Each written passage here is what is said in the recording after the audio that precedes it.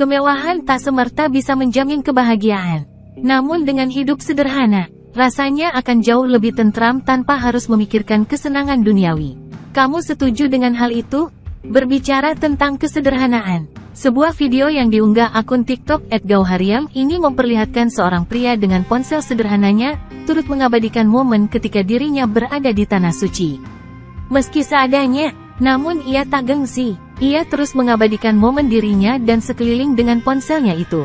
Tentu saja, potretnya itu langsung menuai berbagai komentar warganet.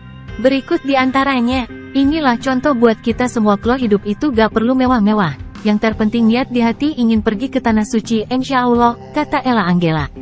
Perjalanan yang cukup Allah dan diri sendiri yang tahu. Tanpa harus publikasi PD isi dunia, sambung Henny Sudiastin. Mungkin duitnya buat tabungan haji dan Gekang utamain HP canggih yang penting ke Mekah Madinah, pungkas Nanati.